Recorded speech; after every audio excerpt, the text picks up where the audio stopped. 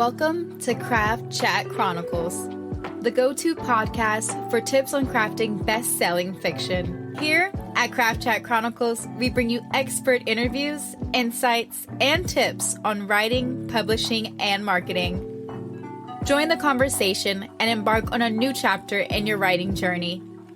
For workshops, show notes, and more information, visit jdmyall.com. That's jdmyall.com.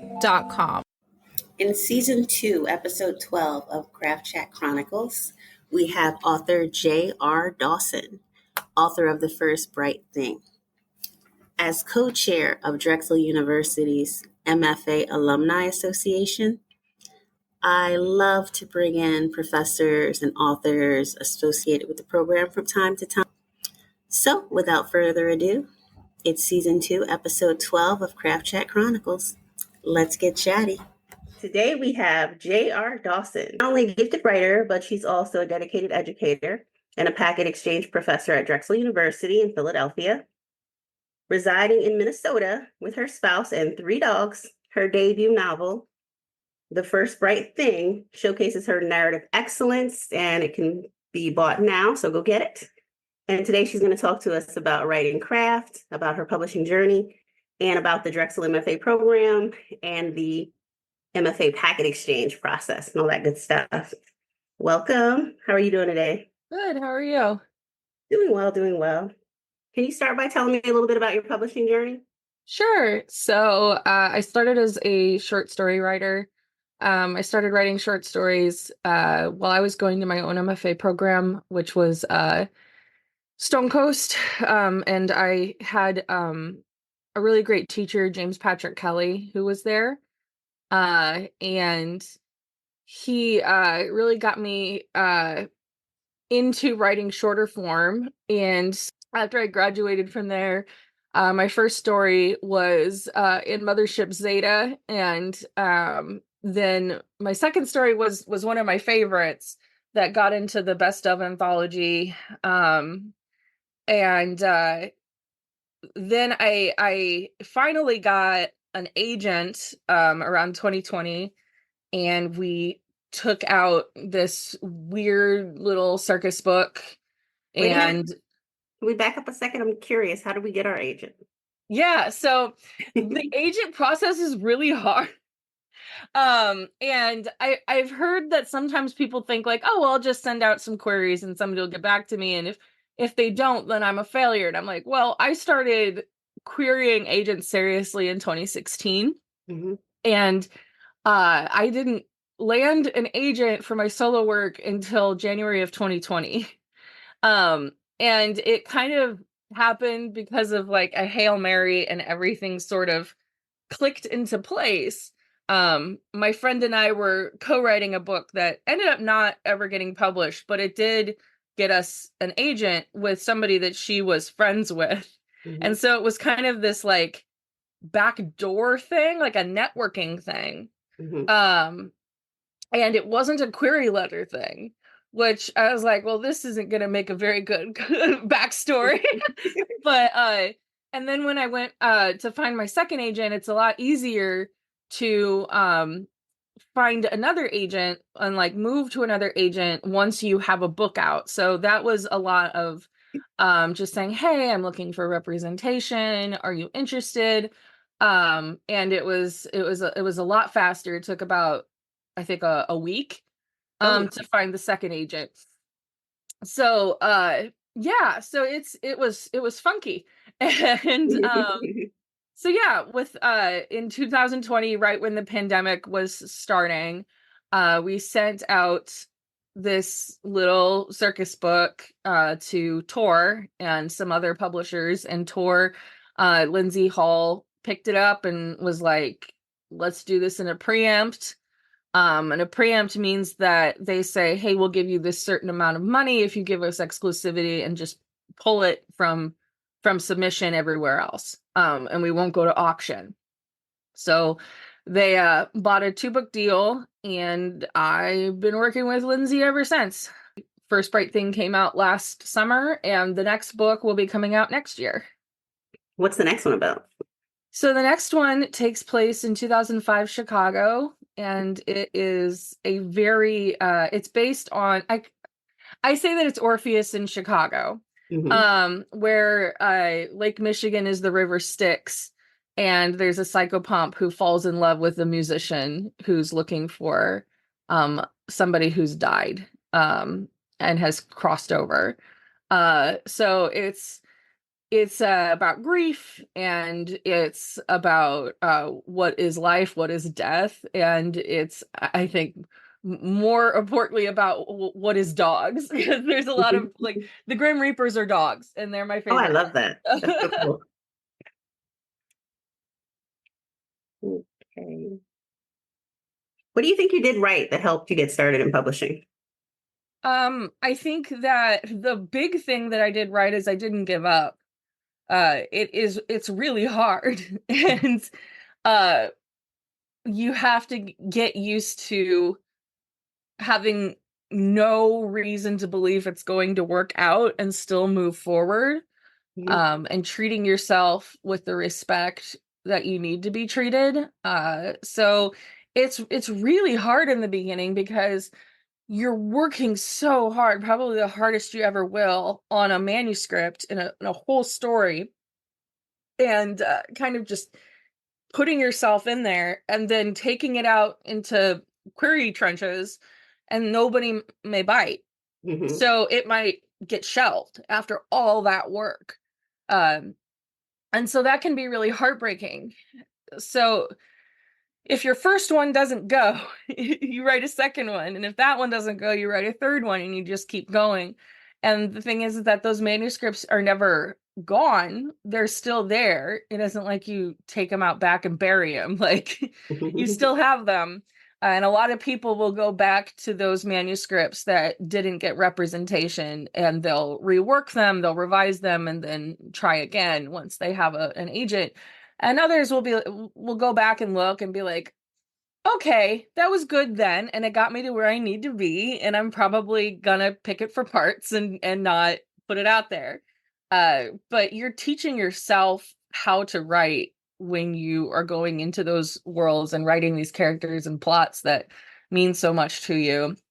And it's not saying anything about its quality if somebody doesn't pick it up, especially in a post-pandemic world. It's just so hard to get an agent, that you can't take it personally. How do you do your research for the historical elements in your stories? So we actually are kind of learning about that in the world building class that I'm teaching at Drexel this quarter, how to do research for historical fiction. So there are a couple of different ways. There's primary sources, which are the sources that come from the actual time period, the actual place. The secondary sources, which is usually a piece of nonfiction that is referencing a primary source. And then we also have my favorite, which is field work and field investigation, where you actually go to the place and you conduct interviews and you walk around the area, and you are very hands-on and kinesthetic to learn this space. So those, I think, are the three big ways. That's kind of a macro way of looking at it.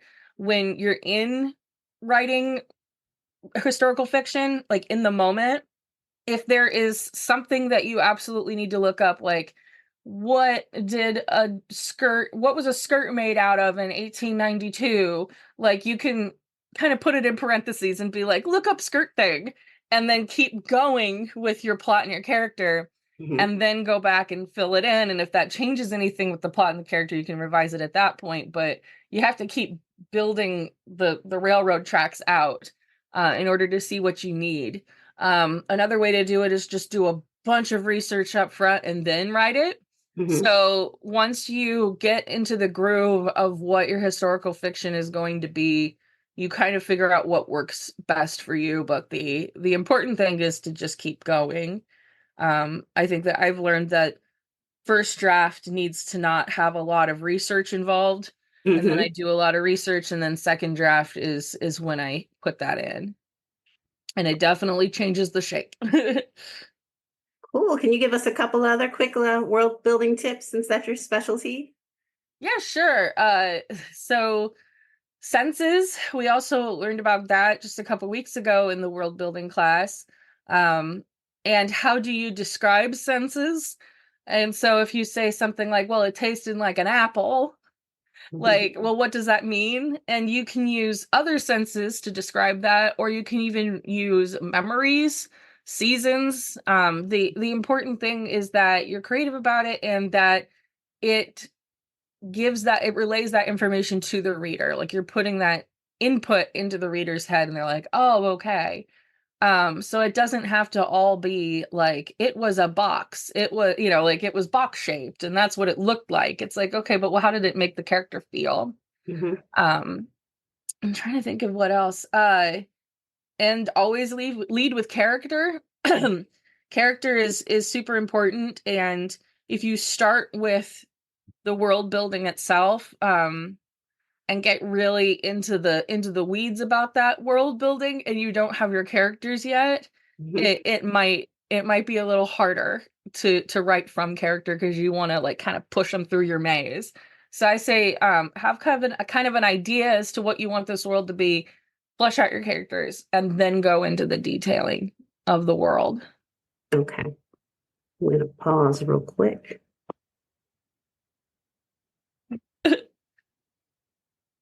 Okay, so can you give us an example? Because, like I said, some people watching this will be in our Drexel family, but some might be people who've never walked in a creative writing class.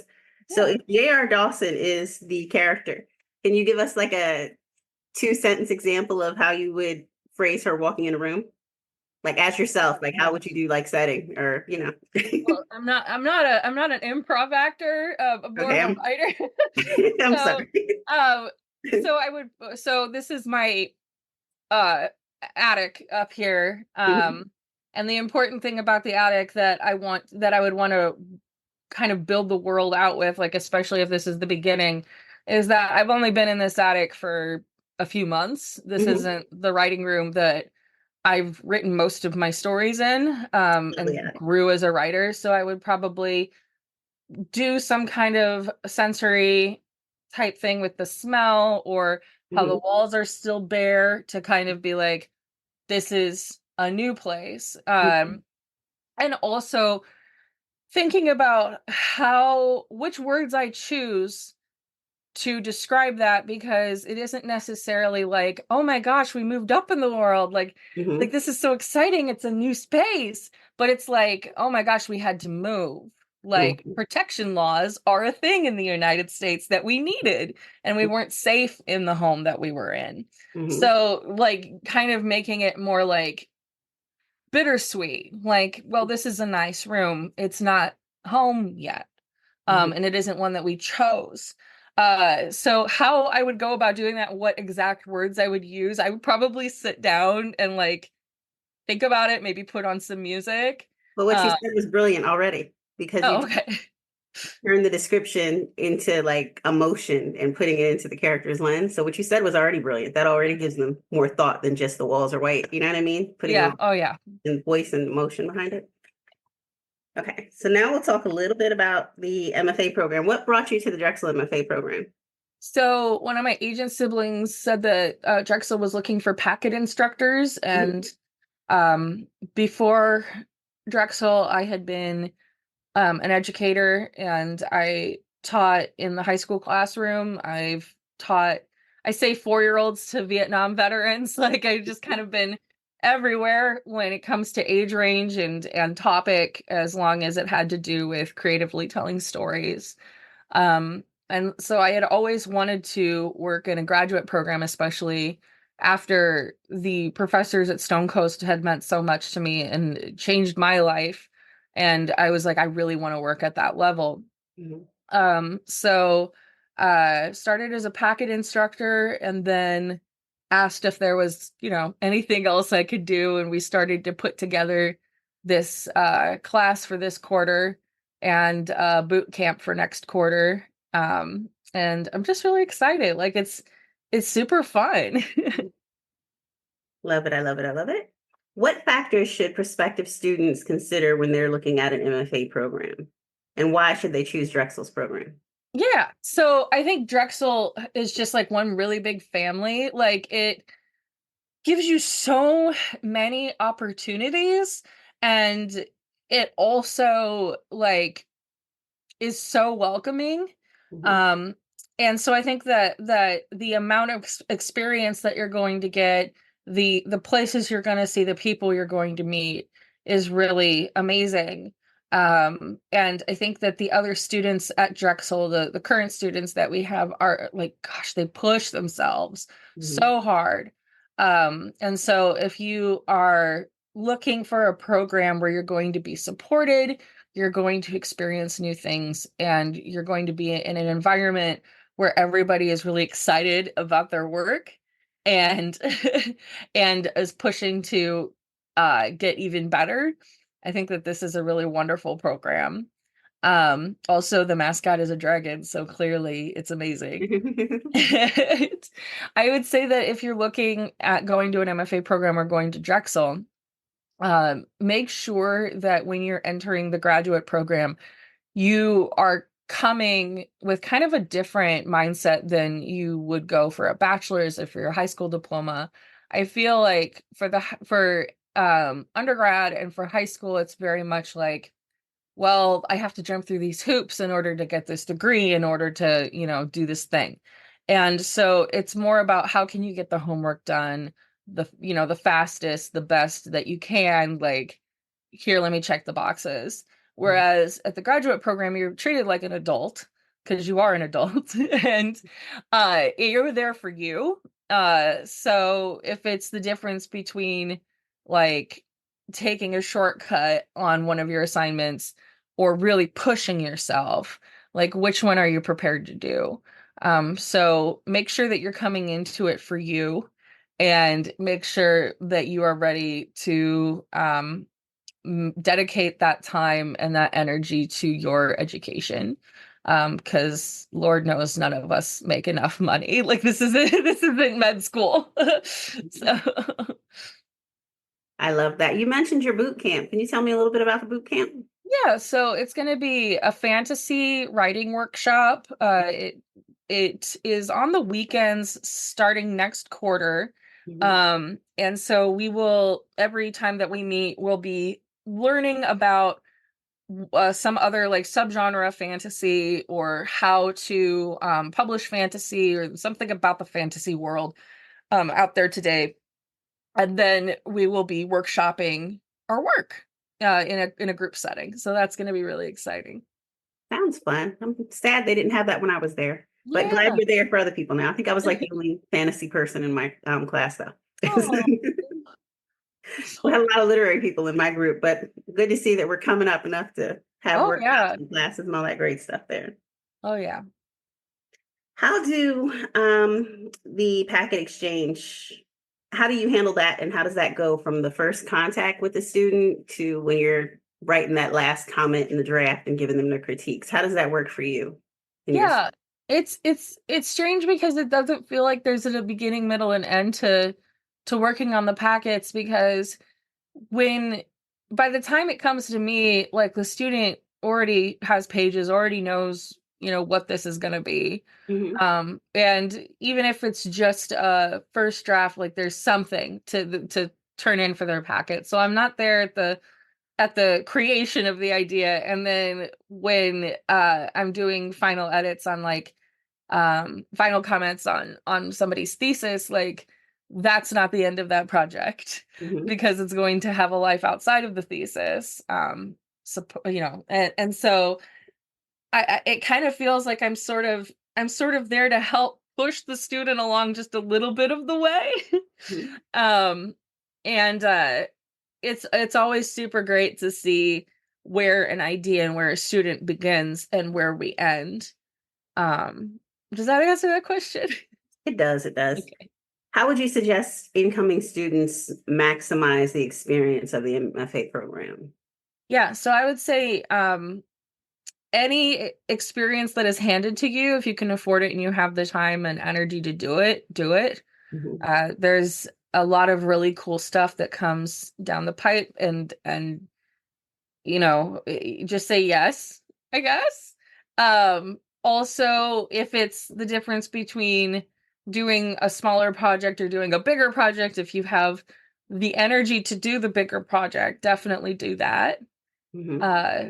And another thing that you learn in graduate program, especially in a low residency, is the balance between all of the stuff that is happening in your life and all of the stuff that is happening in your fictional life. And so also keep track, or pay attention to how are you conserving your energy for the program, and how are you also conserving your energy and honoring you as a person and the people you love in a day job. Because a lot of us who are out of MFA programs who never went and just like went into professional work, like us professionals don't do, like, I would say 90% of all working authors have a day job. Mm-hmm. And a lot of us have kids, a lot of us have some sort of family. We still need to figure out holidays, and we still need to change our oil. Like life is going to continue. Mm-hmm. So how do you as an adult balance both of those things so they get done and you feel not completely worn out?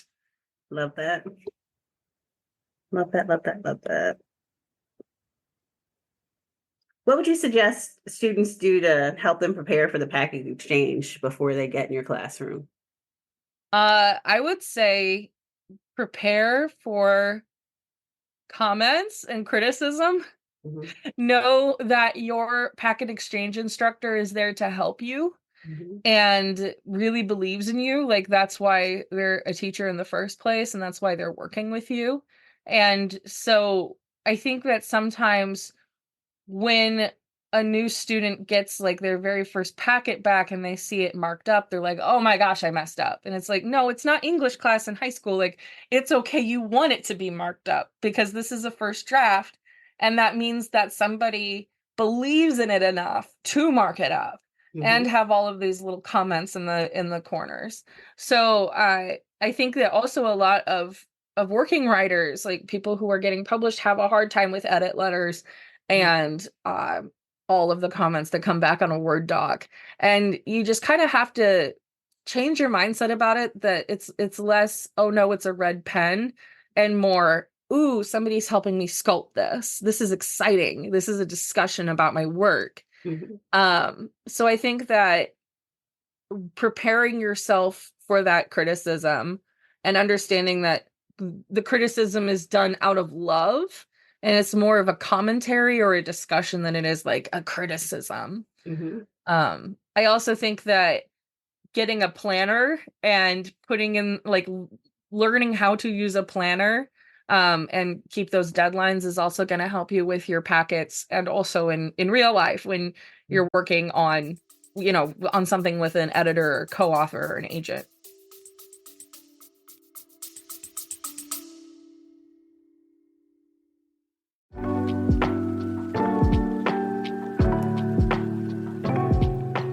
Hi, JD Mile here. Sorry to interrupt. I wanted to thank you for tuning in and to let you know that this episode of Craft Chat Chronicles has been brought to you by Heart's Gambit, my debut novel. It's available for pre-order right now at barnesandnoble.com. What is Heart's Gambit, you ask?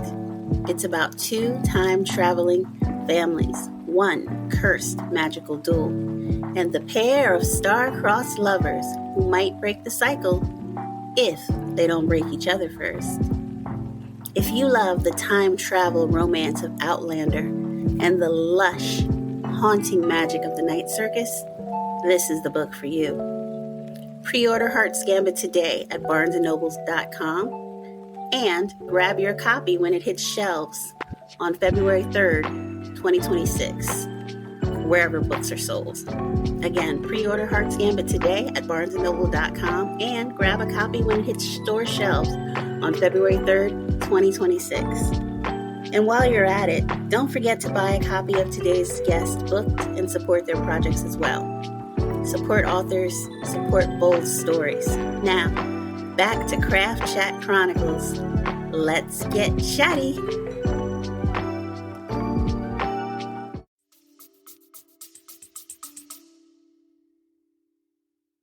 What advice do you have for students on their relationship with the professor they're doing the thesis packet exchanges with, as far as making sure everything goes great, you guys are getting along swimmingly? Like, what are the best practices? So I would say trust your professor that they want what's best for you. Mhm. Uh, and also I would say be honest with your professor about what is going on.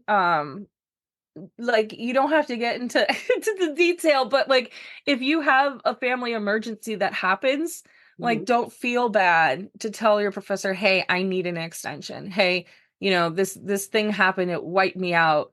That's why maybe this packet XYZ. Mhm. Just be honest and open in communication. Okay, now we'll move on to, oh, before we do that. So how do you think getting your MFA helped you in your writing Yeah. profession? Like, because there are writers who've done it without an MFA, but do you think that the MFA was for you personally worth it? And how Yes. did it enrich you as a writer? Yeah, absolutely. So, I made a very conscious decision to go and do an MFA. A lot of my some of my colleagues did go and do an MFA, or they did other programs like Odyssey or Clarion. Um, and then there are some that did not, and they just self-learned and self-taught and went along their way. And I think that it has to do with our learning styles and who we are as people. I personally really needed to know what I was doing. Like I wasn't going to be able to figure this out on my own. Mhm. And I knew that. Like I wanted to be in a setting where people were dedicating their time and they were invested in teaching me like not only, how do I put a sentence together, but what is it like to be a published writer? Like Mhm. how do I do that? It also teaches you networking. One of the biggest things about being in an MFA program for me is when I stepped out into the quote real world in 2016, I was never without a friend. I wasn't alone. And a lot of people are very alone in this situation. They have to find community. But my cohort were some of my closest friends. Mhm. And the cohorts above and below me were also very, very, very close friends. And every time that I would go to a writing conference, some of us would be there. And like there's pictures of us like in 2018, like with just a bunch of us at, ICFA in Orlando, like taking a picture together. And there are also people who graduated way before me who were already in the field who I could say, hey, oh my gosh, we went to the same MFA program. Oh my gosh, well, this professor did. So it gives you a sense of community and family before you even step out into the world. And that family is, I'm so grateful for my friends. Like they completely changed my life. Mhm. And they're very much like family now. So I would say that was a really big one. It also gives you mentorship. Like, oh my gosh, it gives you mentorship. Like there are some amazing professors who even after I graduated, I would call or I would, email and be like, hey, this is what's going on. And they'd be like, oh my gosh, yeah, that's how you deal with this. And so it was really wonderful to have people who were way ahead on the track. Like how do Mhm. so I would say that the people were really big. It also gave me permission to give dedication to the craft instead of just being like, oh well, you know this is a selfish act that I'm doing, like I need to be grading more papers, or I need to be staying at the high school longer, or I need to be, doing all of these things that my family needs. It was like, well, I'm in school, so this is homework, so I need to do it. Mhm. And this is my dedicated 2 years that I do it. So that was also really helpful. Love that. Now let's move on to some craft stuff for people who are just starting their thesis packet or just working on their writing in general. In your view, what are the key elements that make a first page stand out in a manuscript or in a packet for like teachers and I can't talk today for like for like teachers editors, agents, or whoever would pick it up, what makes the first page hook a reader? Yeah. So I think that the way that a teacher looks at a first page is way different than like the way an agent or an editor or reader would look at it. Like, the teacher, we're looking at it like, okay, what's going on? You know, what is the writing style? How has it grown since the last time? You know, like there's things that teacher brain looks into that isn't necessarily reader brain. But I would say that as a teacher, we also look at what is the agent and the editor and the reader going to see, which is you got to really hook them in right ahead, like right away. If you go to any bookstore and you sit there and you watch anyone open up a book, it's like they take the book, they look at the cover. Well, first it's on the shelf, and they're like, "Oh, that's a cool cover," which we have no control over what our cover looks like, really. And then they pick it up and they open it up and they read the little blurb and they're like, "Huh, okay." And if they like that blurb, which is your main plot idea, then they'll flip to the beginning of your first chapter and they'll read the first page. And if they like that first page, then they'll be like, okay, I guess I'll buy it. But if they read that first page, they're like, oh my gosh, okay, anyway, and they move on because like we're, the country's economy is not super great right now. We don't have a ton of like money to put towards books. Books are super expensive. Like, I think that adult books are going for like $25 to $30 right now for a hardback. Like it's wow. And so it's an investment on the reader's part. And that means that it's a risk on the agents and editors' part because they are also investing their money into getting it out there. So you gotta hook them. Like you can have the most wonderful world and the coolest thing could happen in Act 3 and it won't matter because that first page was like the room was dark and it was raining outside and I was sleeping. And it's like, no. Like you have to come up with what is so cool about your world. And so when it comes to that first sentence, I read somewhere and I wish I remembered who to credit for this, but someone said in that very first sentence, you need to have like a microcosm of your entire story, which sounds like a lot. And that's why the first sentence is probably going to be revised more than the rest of the book. So you have to kind of set the stage with that very first image. In the first sentence, you need to say like, who is the main character? What is our perspective? Like, where is our focus going to be? Where and when are we? Like, is this on a spaceship in 100 years from now? Or is this on like a farm in England in 1842? Like, we kind of need to know.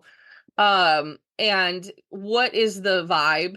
Like, are we worried about like, is an alien coming in to attack the spaceship in this story? And even if the alien isn't there yet, how do we make it feel kind of like that feeling of dread and tension in that first sentence? So I kind of see the first sentence as like a teaser poster for a movie.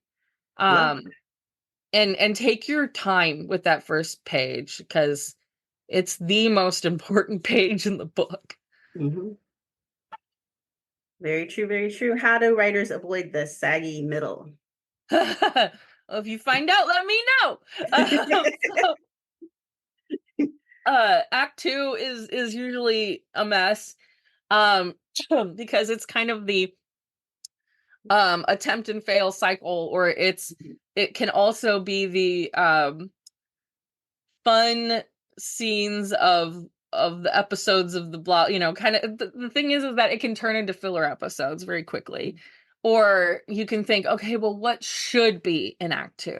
And then you end up writing all these scenes that you don't like and you find boring. And you're like, I don't want to write this. Then don't write it. Because if you're bored, everybody else is going to also be bored. Like you have to be invested first in order for that to shine through. So I would say if you have a saggy Act 2, is it because like the pacing's off, or like you need to go back and revise it, or is it because you have some scenes that you didn't want to write and there could be something more interesting there. Mhm. That you are interested in writing. Also, I think sometimes we know what Act 3 is going to be, so we kind of we try to mold and push and control what's happening in Act 2 to get to Act 3. So if that's the case, I would say let your characters do what they do, and if they end up in a completely different Act 3, then that's fine. That's okay. You can keep Act 3 for another book, but these characters didn't want to end up there. So yeah, it can be it it is normal for the saggy middle to exist. Uh, but it is to like diagnose what is going on with your saggy middle. You kind of have to sit down and have real talk with your manuscript. Mhm. Um, in order to avoid it, like if you're in Act 1 and you're going into an Act 2, um, I would say don't write anything you don't want to write, and don't be afraid of the book going off in a different direction. And also don't like, I feel like a lot of us like hold back on the interesting part. Like, oh, but in Act 3 there's this really cool scene. Like put it in Act 2 and see what happens. And Mhm. then what happens after that really cool scene. Love that. Love that. You asked a question where you said something that made me think of a question. You mentioned when you were talking about having a talk with your manuscript and stuff like that. I'm wondering, do you hear your characters? A lot of writers do. Yeah, I think that people's brains were, I mean, like, because there's the idea of like, can you actually pull a song up in your head and listen to it, or does that sound like, there's the idea of aphantasia and like how our brains work. But yeah, like I think that it's weird for me because I know that they're not real. Mhm. And if they are not like gelling with me, I'm like, oh, what is going on with you? And I kind of have to like rework that character until I have some sort of buy-in with them. Mhm. Um, but yeah, once you start writing a character and then you keep writing them and you're doing all of this work, if you're doing that character well, and you're really tuned into what this person is doing and who they are, um, there will be a point where you're writing and they'll do something and be like, why did you do that? And you'll want to take it back. You'll be like, It's what? almost No, don't it's do almost like it that. happens through you, not like it's something you're creating. Yeah, yeah. Because it's kind of like you're writing a program, Mhm. like, and you're teaching the program, or the program is acting a certain way. And so you put that program into an experience, and the program's gonna do something, you're like, wait, what? Mhm. And so Mhm. that staying true to that character is allowing the character to do that thing. Mhm. So yeah, there's definitely a lot of bad acting characters, and you want them to act bad. I love that. I love that. I love that. Do you have any advice for crafting a compelling ending? Yeah, so I think that a really good ending doesn't necessarily stop at that book. It keeps the audience in mind that like human beings are reading this, and there's, I like to call it a call to action. Like Mhm.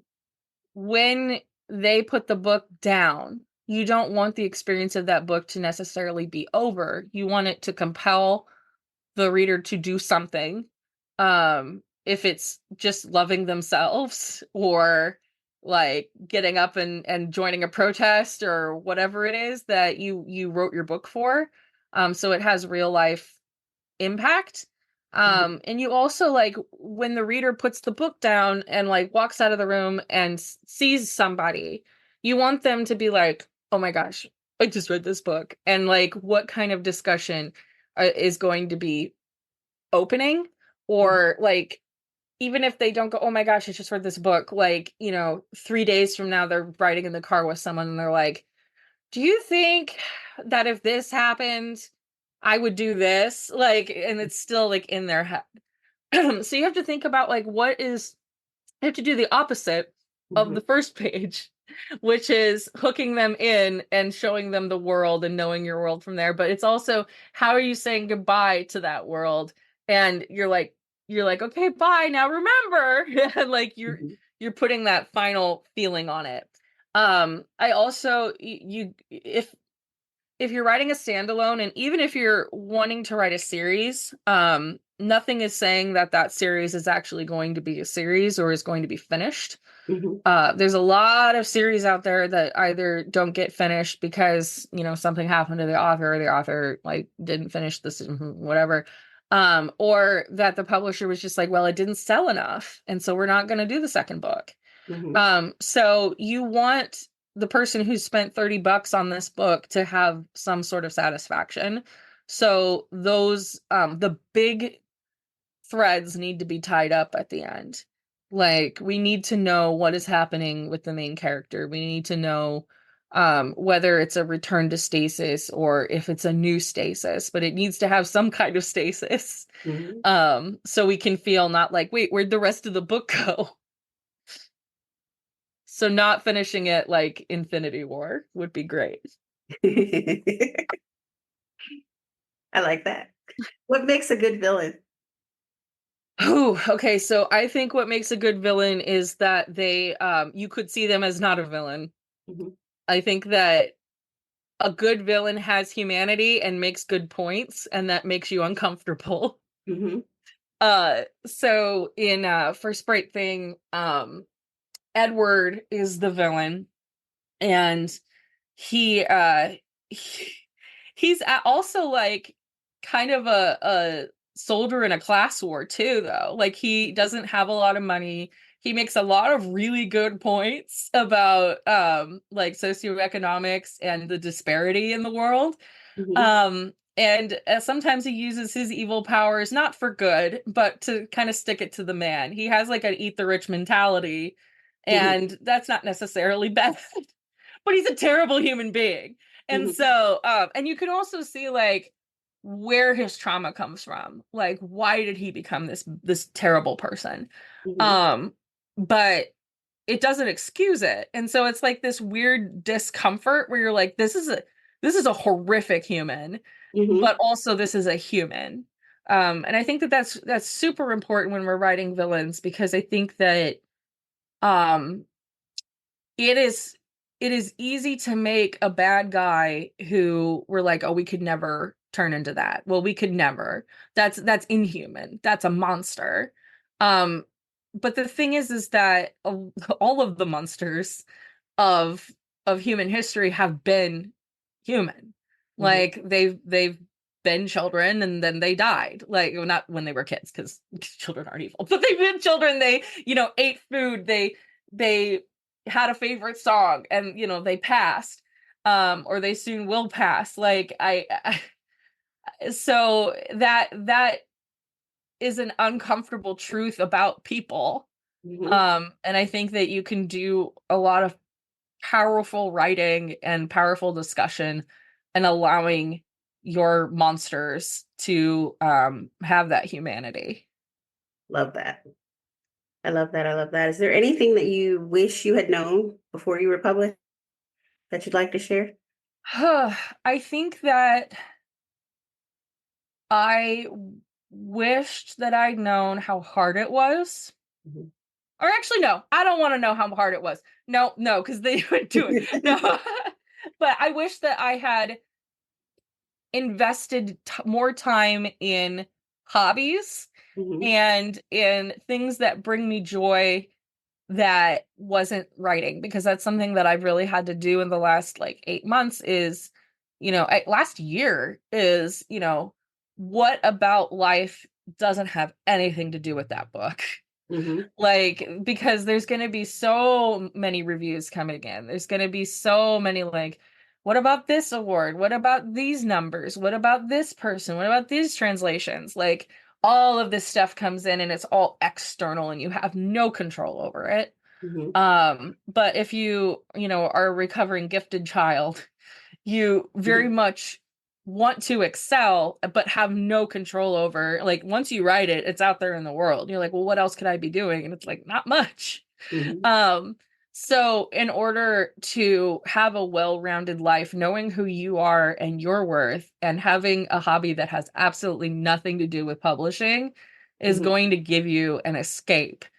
So you're not just sitting there refreshing your Goodreads page. um so definitely have an escape. Best writing and publishing advice you've ever heard. Okay, so when I was in undergrad, Steve Allman came to talk, and he said that if you keep going, then you will get published. Oh, I love that. Yeah, and I was like, oh, okay. So if as long as you keep going, eventually something will stick. So you just did your debut year. How did that go? So there's usually a Slack that goes up, and that's where you're gonna make a ton of friends, and that's kind of be your like debut cohort. So there has been some snafus with the 2024 group. That's where all of that fun Kate Corain stuff came from. But the 2023 group, like, we're great. Like, we didn't have any of those problems. So if like I hope that 2025 is a safe place to go. And is as supportive and amazing as 23 was, and that the bad stuff of 24 is done. But I would definitely hunt down that Slack group and become really involved with your cohort. And it'll give you support, and it'll also open you up to a lot of really good like networking opportunities and amazing books that are coming out that year, and you can like hype each other up. Also, like, for real though, go get a hobby that has nothing to do with that book. And there's really like also like know going in that you have no control over what your marketing budget's going to be, over how big your publisher is, over whether or not, you know, librarians or booksellers really attach to it, or if Barnes and Noble picks it up. Like, there's so much stuff that isn't your job, that is the publisher's job, that you really don't have any say in. And so just like, it's kind of like surfing. You have to go with the wave. You can't make the wave happen, or make the wave bigger or smaller. So I also would say, like, make sure that the social media that you want to use for your outward facing life is, you know, public and ready to go, and you've got your handles. And the social media and internet use that you want for your private life is locked down. Because there's I've been using the same for everything. Yeah, exactly. It's just like getting a like a job that's in the public eye. But it's less about like hiding who you are or hiding something, and more about like, if you're having a bad day and you want to post those emo My Chemical Romance lyrics, like, where are you gonna go put them? That's true. Okay. Any closing words for the rest of the world? Keep going, and also invest in yourself. And I think that was Brandon Sanderson who said, write your current book like the next one is going to be a bestseller. Like, just give yourself respect and believe in yourself.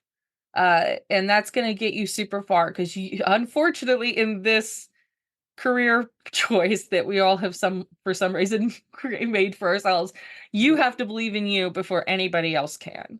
You have to do all of this upfront work with no proof that it's gonna pay off. Love that. I appreciate you. Thank you so much for your time. Where can anybody connect with you on social media and stuff? Yeah, so I'm on Instagram at JR Dawson Writer.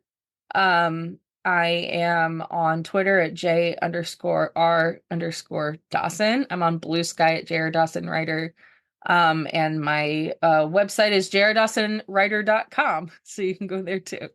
And if you guys want any more wisdom from JR Dawson, you can find her at Drexel University. Take her classes. It's true. Thank you so much. You have been a joy. It's been so much fun. I appreciate your time. Awesome. Thank you. Thank you. See you soon.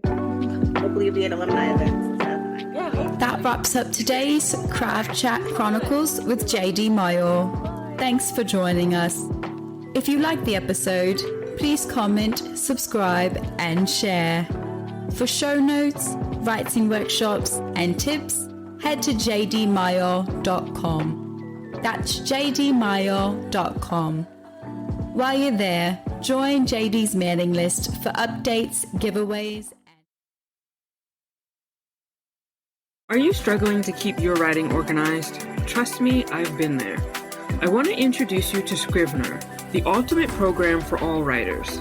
You can outline, draft, and even edit all in one place. Whether it's your next novel, screenplay, or even thesis, Scrivener helps you stay focused and finish strong. Scrivener adapts to your workflow. From your first draft to the final edit, it's a writer's secret weapon. Click on the link below and get started on your Scrivener writing journey today.